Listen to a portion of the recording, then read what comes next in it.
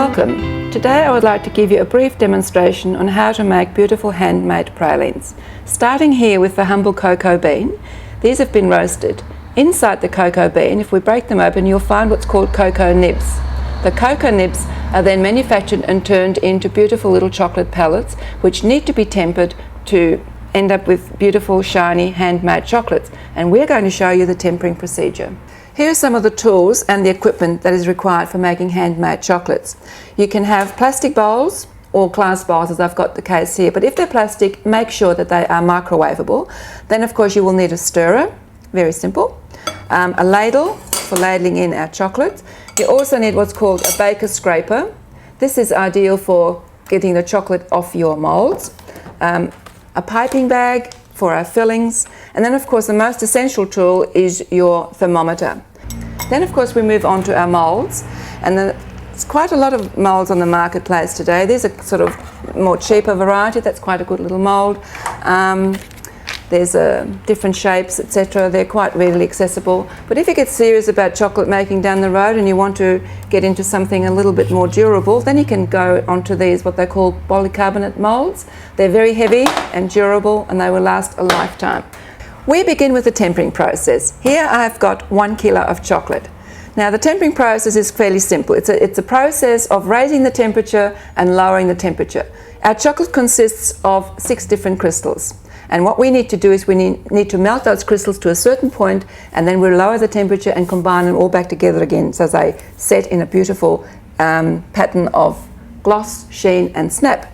Now I have separated 1/3 of the bulk of our chocolate, and by the way, we're actually starting with beautiful quality Belgium couverture chocolate, so it pays to really invest in good products.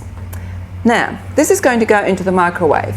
You can actually melt the chocolate over steam, but do bear in mind that water and chocolate are fierce enemies, and if you happen to get water into there, it's going to render it quite useless.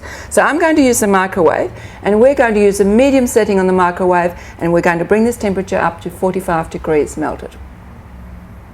We need now to get that temperature down to under 30 degrees Celsius, preferably 28 to 29, and do make sure that you incorporate all the chocolate outside from the glass as well. It's very easy to just stir the centre and forget about the side of the chocolate. So it all needs to be tempered equally. While we're waiting, I'm just going to show you some simple ideas about how to make some dessert out of chocolate. This is just Glad wrap. Simple orange, you can use a grapefruit if you like. Just wrap it into some cling film, gather up the corners. These can be done well in advance if you're having a dinner party or something, very ideal.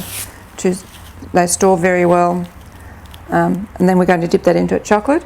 And a mousse cup, as we see here, is just a nice piece of acetate sheet that we're going to cover in chocolate as well. And again, they can be done well in advance. Now that we have managed to reduce our temperature to 28 degrees, below 30, between 28 and 29 is ideal, but it's now ready to set, and of course it's too cold for us to work with it, so we need to raise the temperature back up again to 32 degrees. So with the dark chocolate, you've got a window of between 32 and 33 Celsius. That's ideal for working with. It's perfectly crystallized at that stage, and what we're going to do is we're going to apply a little bit of heat using a trusting hairdryer to raise the temperature back up to 32. Here we have a perfectly tempered chocolate now. Remember, we raised the temperature up to 45 degrees Celsius, lowered down to below 30 and back up again to 32. This is the orange that we wrapped earlier in a bit of film. We're now going to dip that into our tempered chocolate, just under the halfway mark of the orange. Give it a bit of a tap, let the excess chocolate run off. Remember, the thinner the better. At home you can sit it on a parchment paper. Here I've got a sill mat to sit it on. Just let the base form a little bit, so don't put it down straight away, otherwise you'll punch a hole into the bottom of the cup. So you'll find it to start to grip.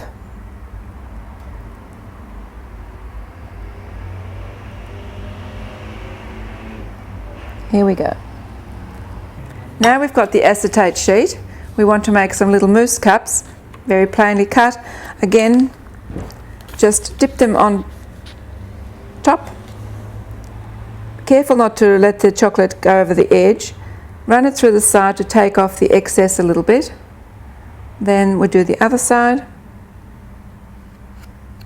You can use a brush if you find this a little bit complicated, but you get the hang of it once you've done a few. Then just lay them down. You'll need to wait until the chocolate has semi-set before we start folding the edges over.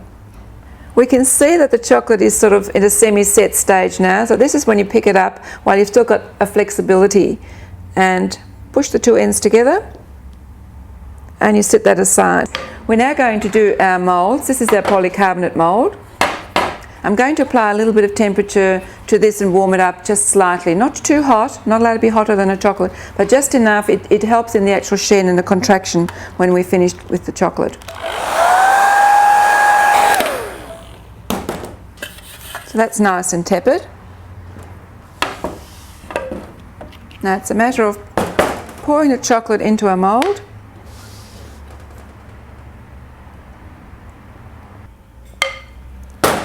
Give it a little tap to spread it around.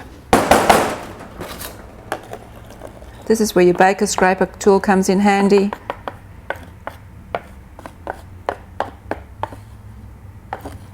Then the next thing we need to do is we're going to have to tap our mould to express any bubbles that might be trapped under the chocolate.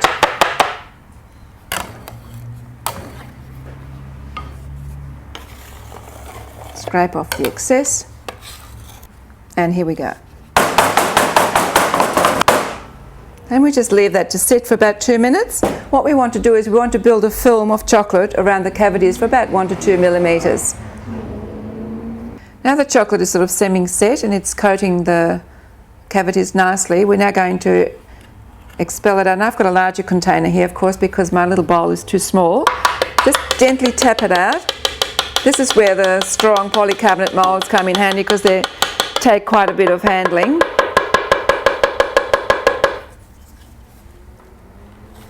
Then you just cut across.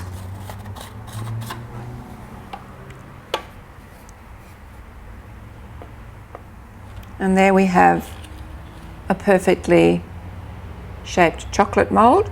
I've got here a ganache, a coffee flavoured ganache.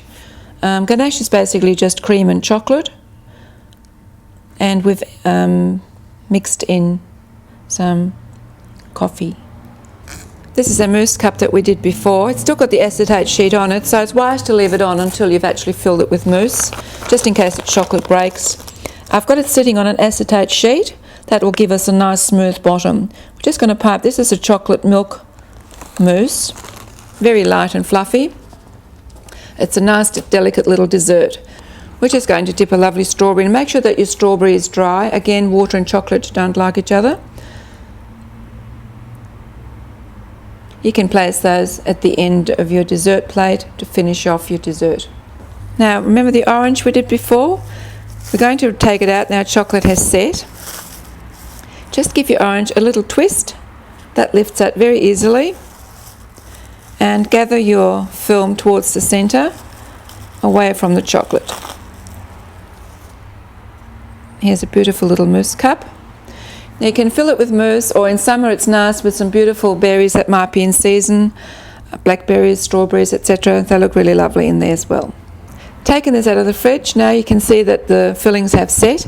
We're now going to, and make sure that your chocolate is at its correct temperature again, between 32 and 33, so just keep it alive with the hairdryer. We're now going to place it on the top, a little tap, back into our container. And all we're going to do is give it a little tap, just to even it off. This is giving us a nice smooth back to the praline. Your back should look as nice as the front. And once we have set that, and we're able to turn them out, and they should pop out with no problems. And here's our final result. Beautiful handmade pralines with a lovely coffee centre, mousse cups with a nice milk chocolate mousse, and a hand-dipped strawberry.